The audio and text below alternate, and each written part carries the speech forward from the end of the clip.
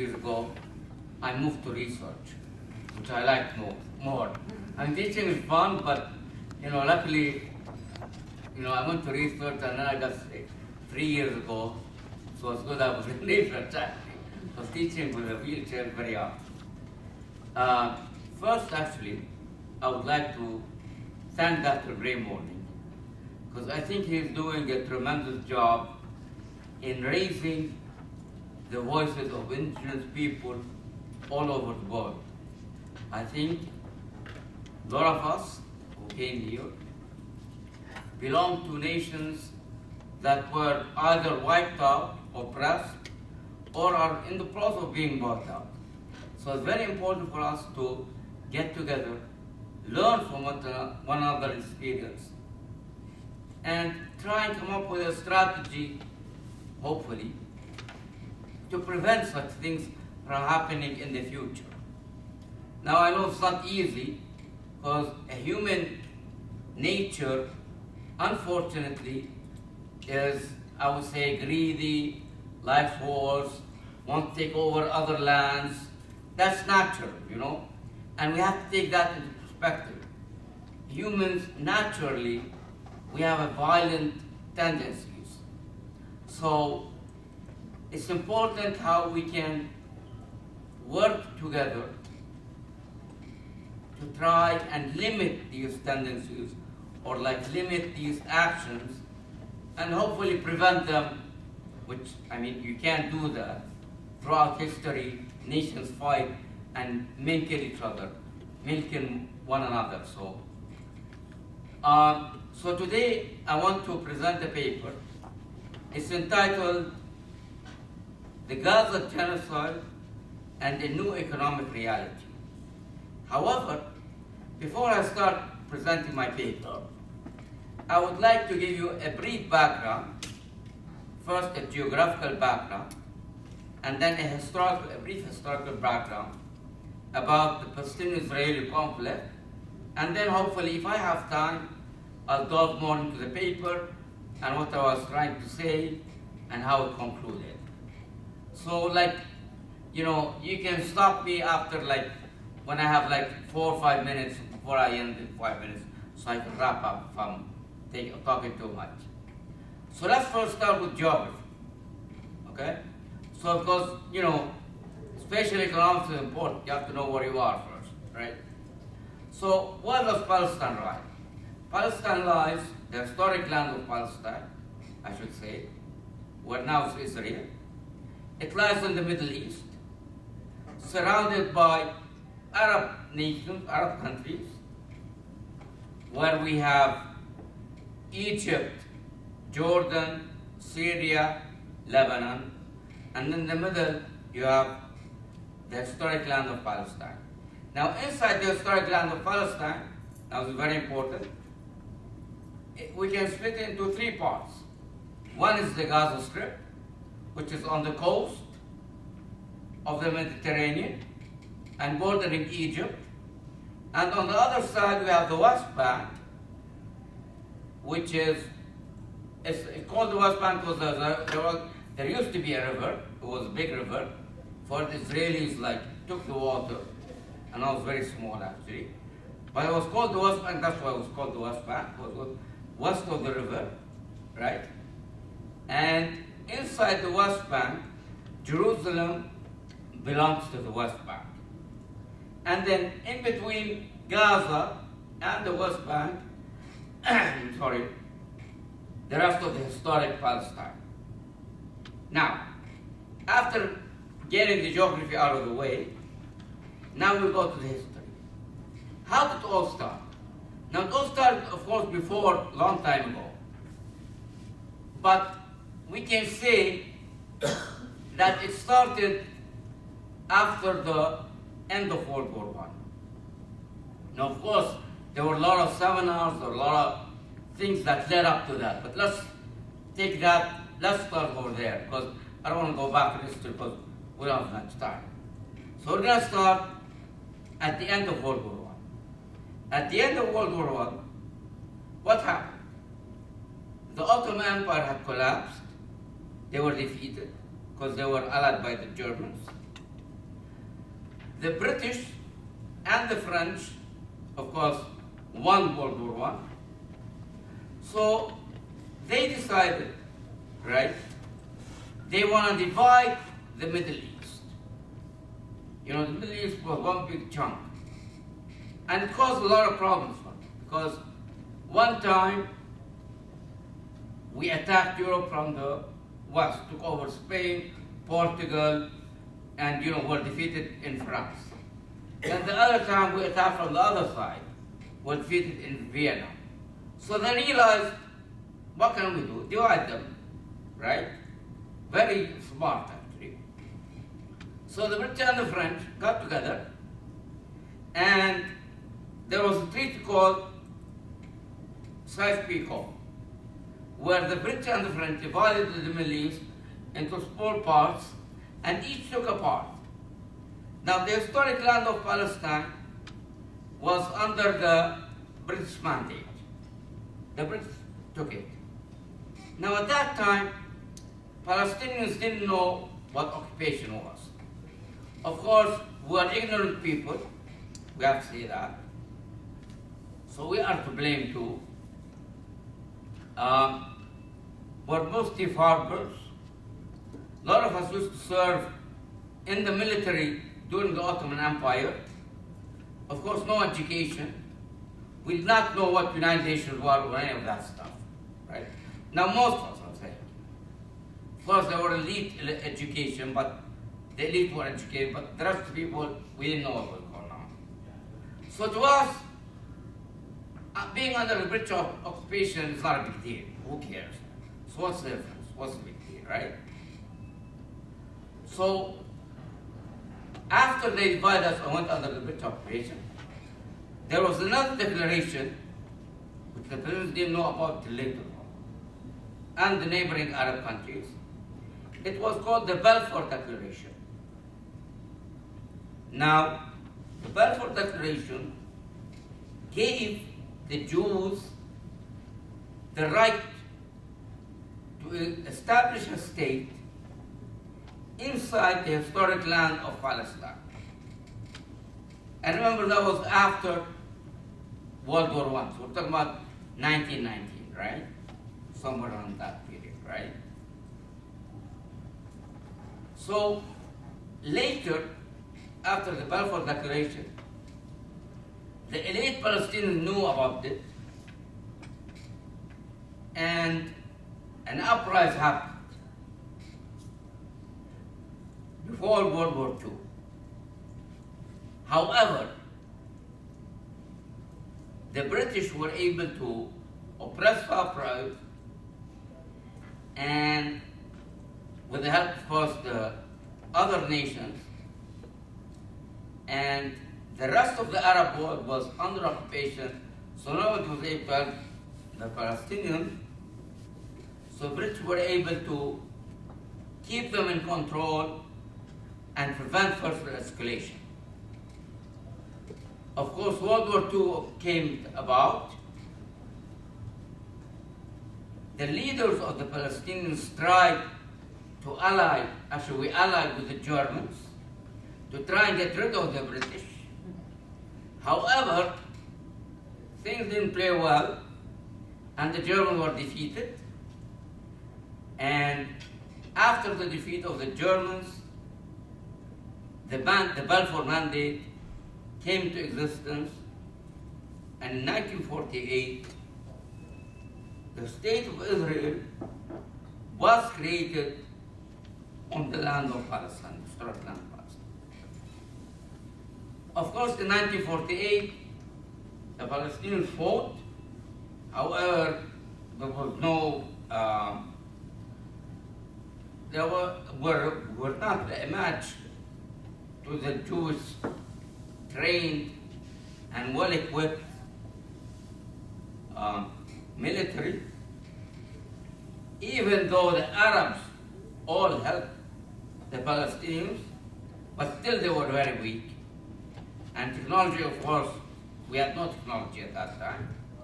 So they were able to defeat all the armies, the Arab armies, including the Palestinian armies, and the Jews did something smart. They massacred a number of villages. Most famous is a village called Deir Yassin, and spread the word. So what happened? You massacre someone and spread the word, that's the people run away. And that's exactly what happened. Massive migration occurred. 700,000 Palestinians fled the territories that the Israelis took over. That was 85% of the population of that land. And of course, they got the land with no people, which is not what they wanted. So they did a good job. And we were stupid. We fell into the trap. So after 1948, the State of Israel was established, and Palestinians were left with the West Bank, including East Jerusalem and the Gaza Strip. There was a stronghold on those two positions, and the Jewish armies couldn't penetrate these 2 points. So they were kept with the Palestinians. Of course, it was divided. West Bank was given to Jordan. Gaza Strip went with Egypt under their rules. Now, of course, in the coming years, they tried to fight hardly to regain the land that was lost. And of course, refugee camps were established all over the Arab world to keep our identity. They can take us and we can become like them, but they said no, let's keep them in refugee camps so we can keep the identity. Now, the Israelis kept spreading. They did not stop at that point. Palestinians were trying to regain the lost lands, and the Israelis were looking to expand the lands. And that's exactly what happened. Later on, in 1967, the Palestinians lost West Bank and the Gaza Strip. But this time, we are smarter. We learned a lesson. We started getting educated, started learning more. So we learned you should not migrate and run away. It's okay. If they kill some of you, let's most of us stay. We either die or you live a good life. But if you run away, you're done. And that's what happened. In 1967, when the Palestinians lost the West Bank and the Gaza Strip, there was no mass migration. They massacred people here and there, but everybody stayed. Of course, some people ran away. Rich people will always run away, People make money and educate people run away. But majority stayed. However, Israelis took it over. Now, when we stayed and would not run away, and they took it over, of course they're smart too, They said, okay, they stayed, right? So let's do 2 things. Give them a hard time, so they'll leave, right? Make it impossible for them to live. 2, it's like what they did in America. That's with settlements. And the idea of settlement started. They started next to every village in the West Bank and the Gaza. They built a settlement. And they bring more Jews from all over the world. They give them money, they give them wealth, they give them a lot of economic incentives to come and live in these settlements. Because, nobody wants to live there. Why would you want to live in a very hostile place? Unless you're very religious and really believe in that stuff, which most of us are not. And the other way to get people is money, right? Give me money. Give me a free rent, give me money, I'll come, right? Most of us would go. And that's what happened. They started building settlements. And the settlements would expand more and more and more, take out more lands, and of course they picked their strategic locations. In the West Bank and the Gaza, they picked locations where there was water, and the settlement can survive, even if all the surrounding areas is hostile. Of course, but they had the strong military, they can protect their citizens, but at that time were still like very unwilling to, let's say, fight them that hard. Most were resistance from outside. Now in 1988, the approach had changed. Said, okay, we can't keep fighting from outside because it's useless. A big uprising should happen from inside, and this would be better off. And that's exactly what happened. The first intifada meaning a big uprising, happened, and all the Palestinians in the West Bank and Gaza and East Jerusalem uprised against the occupation to try and give us a free Palestinian state. However, what we got in 1994 is the Oslo Agreement, and we got a semi-independent state. And a Palestinian Authority was formed, giving us partial control of the West Bank and the Gaza Strip, right? But of course, no control on the borders, no real control on the borders. They kept the control of the borders. Natural resources they kept control of. The sky, the land, under the ground they have control of, right? Jerusalem kept with them, stayed with them. They didn't give us any control of that. And they gave us partial control here and there. And they gave us an airport in Gaza. We're allowed to get an airport in Gaza, and a seaport in Gaza Strip.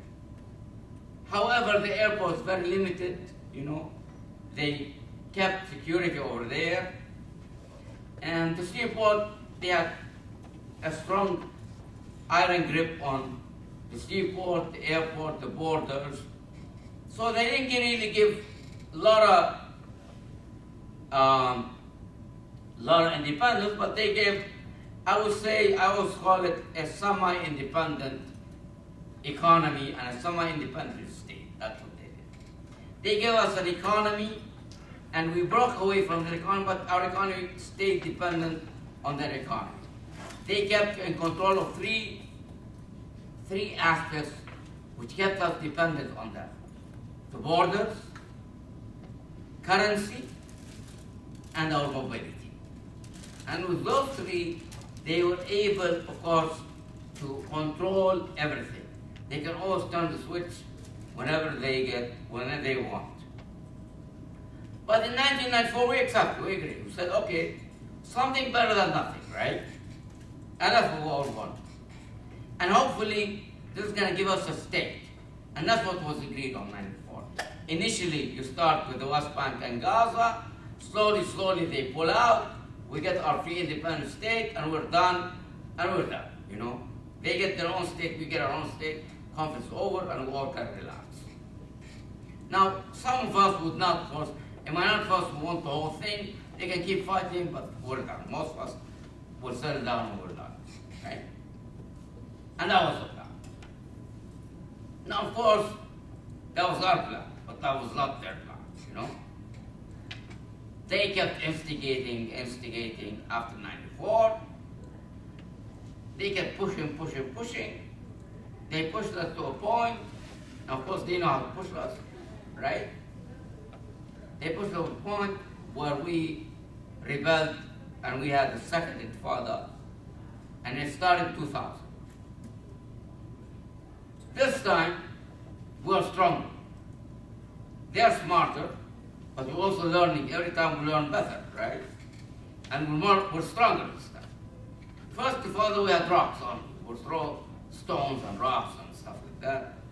This time, no. We had weapons. We had some weapons, of course. Can't match their weapons. They're a nuclear power. They have tanks, they have helicopters, they have best air force in the Middle East, of course all backed by the US. But this time we had guns. So we're not actually only with stones, we had not M16, Kalashnikovs, because the Russians and the Chinese usually used to help us a little bit. So we had the Russian type Kalashnikovs. So Second Intifada started in 2000. Of course, they erupted it by Sharon entering Jerusalem. They said they want to take over Jerusalem. And they know how to get us going, It's very easy for them to know. They know how to press our buttons, like they say. And that's what they did. They pressed our button on time. We uprised from the year 2000 to 2003. Now, in 2000, we started out with a partial, semi-independent West Bank Gaza, right? Airport, seaport, limited access, of course, but some access to airport and seaport, right?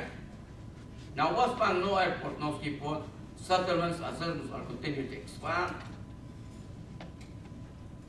End of the Second Intifada, what happened? Airport, seaport are gone, no more, they destroyed it. Although they built it too, it was all paid by the Europeans and the Americans, but the Israelis destroyed it, no one said anything, they don't care, right? No airport, no more seaport, so that limits our mobility. We're back to, if we want to travel, we have to cross the border. The Gaza, they go from Egypt, West Bank will cross from Jordan, and we fly from there if we want to have access to airports, right? Secondly, they weakened the Palestinian Authority. They said, okay, this regime, we will weaken them. So they can't even fire a bullet next time. And that's what they did. They killed everybody who was willing to fight them. And an example is the Palestinian Authority had a strong control on the refugee camps. Now the resistance mostly always the hardest from the refugee camps. Why? Because refugee camps, those are people who were displaced from 1948. So they have more to fight. And they're still displaced. They want to go back to their homes. So usually refugee camps, I would say, is the mobile or the source of most of the resistance. Because these people are more desperate to fight than the rest of the Palestinians who are on their land, and they never left their home.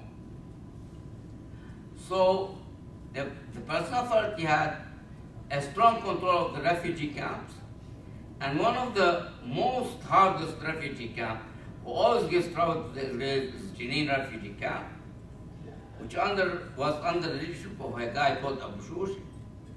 Now, what they did is, they surrounded the camp and they asked him to surrender. Now, of course, they know he wasn't going to surrender. So he fought till death, and then with his death, the Palestinian Authority had lost the control of the refugee camps. So no more control. And it was weakened dramatically. All the people who were strong and charismatic leaders were gone, including the head of the Palestinian Authority, Yasser Arafat. He was, of course, they say he died by himself from food poison. Nobody knows how he got the poison, but we all know how they work. They have the technology. They poison. They work with sicknesses. They spread. They can do things which doesn't look sometimes that he died by himself, but Anyway, so including him, he was gone. So now you have weakened Palestinian Authority, lost control of a lot of things. Of course, the treaty, the Oslo Treaty 1994, giving an independent Palestinian state was gone. No more. We're not talking about that anymore. And the conflict remained. And they delay us with peace plan here, roadmap to a peace plan, and time spent like that. Now with weakened Palestinian Authority, you created a vacuum, right? When the vacuum was created, another faction rose up, which was Hamas, and was able to take control of the West Bank. Of the Gaza Strip. So the Israelis knew that. So okay, let's divide and conquer. Easier, right? So that's what happened. Now we had two rival governments, one in the West Bank and one in the Gaza Strip. Two Palestinian rival governments, and in between is Israel. And on the border, Israel maintained an iron grip on both areas, right? Now, each had different philosophy. The Palestinian Authority in the West Bank believed in peaceful negotiations. No, we're going to get our state by peacefully negotiate with the Israelis and the world. And of course the US backing up. US backing up this. So if you convince the US, we can get a state. So let's try and convince the US, Israel, and Europe, and the rest of the world. Now, of course, the rest of the world you can convince, but the US and Israel. And then we get our own state. Now, the other government in Gaza, they said, no, that doesn't work. We're going to fight. We're going to fight till the end, and these people don't know how to talk. The only way they know how to talk is by bullets and fighting. Now, of course, we're not much for the military anyways. We have no chance, but let's go ahead and do that. That's a lot better, right? So each took different paths. Now, in the West Bank, of course, peaceful negotiations doesn't lead anywhere. We got nowhere. On the contrary, our settlements kept expanding and expanding. Now we have maybe close to 600,000 settlers inside the West Bank. Now I'm saying that including Jerusalem, right? Before we had maybe, at the beginning we had like 100, but they keep expanding, 100,000, now we have 600,000 inside the West Bank. So now it's the reality, where those 600,000 are going to go with the Jews? You can't throw them out, so. On the other hand, but we have a good life. Economically we're doing a little bit better. Okay? Gaza Strip, poverty, right? No settlements. They were ready to take out the settlements. That's the good part, because they want to fight, so no one wants to be around them. However, borders are controlled. They live in a big prison, and it's a crappy prison, not even a good prison. Like West Bank, we live in a nice big prison. It's a nice prison. It's a 5-star hotel prison. We have like nice roads, we have nice buildings, we have a good standard of living, but we live in a big prison. Gaza Strip now, big prison, right? No roads, very poor, high level of poverty, more than 30% unemployment rate, right? And desperate people. And no freedom. They can't go anywhere. If they want to leave the Gaza Strip, they have very hard time because they have a lot of control on the border. So you can't just say, oh, I want to leave tomorrow. No, you can't do that. Before you leave, you have to give permission to the Israelis, Egyptians, and it's hassle for people to even leave, if you want to leave. So their situation is pretty bad, and economically they're very poor. So now, given those two situations, of course, no seaport, they don't have access to, they're on the beach, on the Mediterranean coast, but they don't have access any to seaport, no airport, of course, gone, right? And they just were there. And a strong iron grip on them. Nothing can go in, nothing can go out. However, they were unprepared. So they built tunnels, they dug in underground, and on October 7, 2023, they attacked Israel. They annihilated, they wiped out all the military that was surrounding. Now they did that, why did they? They want their state, and they want freedom. They didn't do it because they don't like Israel, no, that's not. Or they didn't do it because they're having a good life, they want to expand, no. They did it out of desperation. And they did it thinking that this act would lead them to freedom and end years of occupation, would end the economic embargo on them, and they can have their own state on the Gaza Strip. Now, first, on the other side, in the West Bank, no, we're not doing that. Palestinians are staying there, right? So on the third son, they did that. Now, what they didn't know is two things. Is one, their natural gas was discovered on the coast of Gaza. So, money, as usual.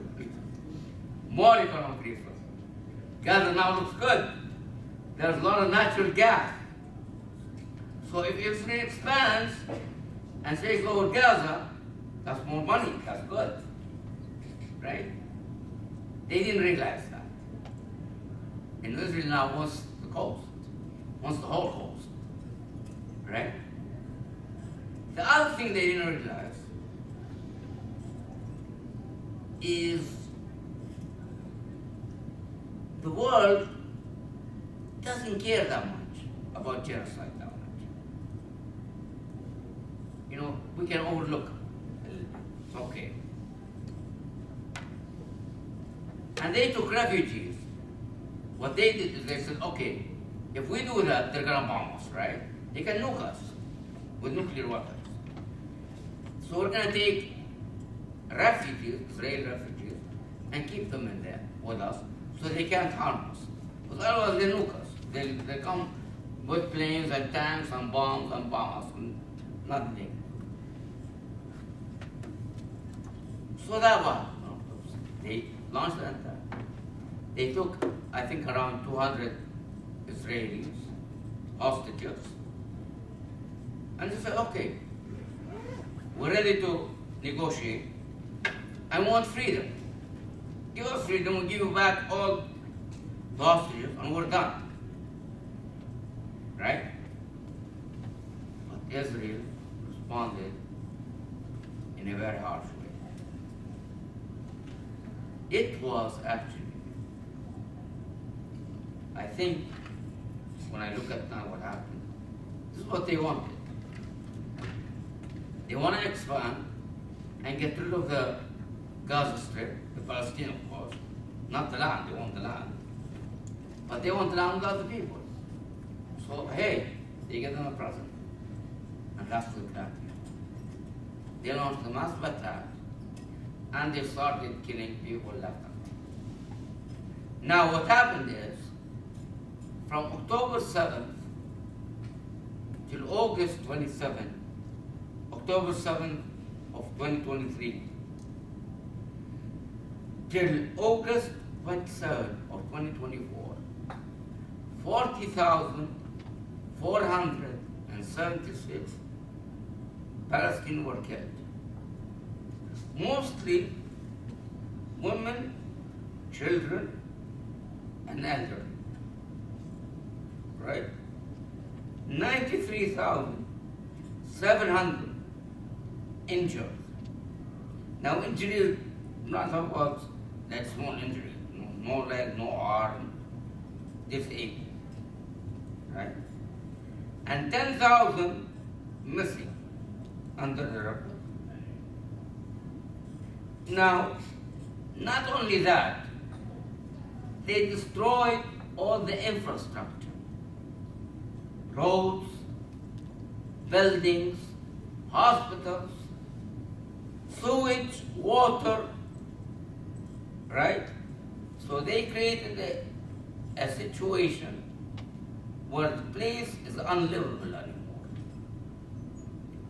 Okay, so you can die from the bombings or the tanks. If you don't, with a certain infrastructure and no more health services, what happens? Gaza Strip is overpopulated. It's 2 million and I think 400,000 people, right? With no proper sanitation, no water, what happens? Very easily, right? Disease would come out, right? And disease will spread and you die naturally by yourself. No need to kill you anymore. And that's what will happen. Now there are a lot of diseases that are spreading, right? That are coming from just lack of sanitation, lack of proper water, and lack of sewer. And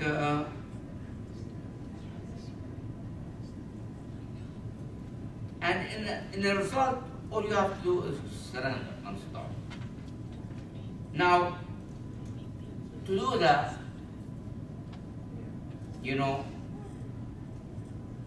if you do that, you're going to go under their control all the time, and you're doomed anyway. So why would you want to do that too? Okay. Now the only way is you run away, right? And that's what happened. There are 2,400,000 who still alive, are still like in good health. Of course, rich people left, or rich people who are educated run away, right? So, and the rest just move from one area to another. And that's because Egypt is closing the border, not allowing them to all run away. Otherwise, they'll all run away, most of them run away. So now you have 1.93 people, which is 85% of the Gazan, people who live in the Gaza Strip, are displaced, right? Now, my university, which is the Khusro University, we have 6 campuses in Gaza. They're all like bombed, they're gone. And what's left of them is, just puts people who are homeless and for all people who ran away, now they live in the camp, or they created safe zones, they call them, in schools and universities, where universities were, and people are living there. So now given this background, now what's my paper? I'm arguing the following. What I said is, nations usually expand to gain economic resources, right? And I'm looking at, of course, this conflict has a lot of dimensions. In my paper, I look at the economic dimension of the conflict. I try to overlook the political, religious, and all the other dimensions. I look at the economic dimension. And Israel wants to expand. To expand, they want the land. There are natural resources that are now on the coast of the Mediterranean. So let me wipe out the indigenous peoples of the land and take the land, right? Now, in my paper, of course, we economists, we like to use mathematics statistics. Makes us feel good when we do that. I I prove that mathematically, using complicated mathematical methods, which I'm not going to go into this paper here, that two nations or two diverse populations can coexist in the same habitat. Okay, I can say it in a simpler way. Two competing species can coexist in the same habitat.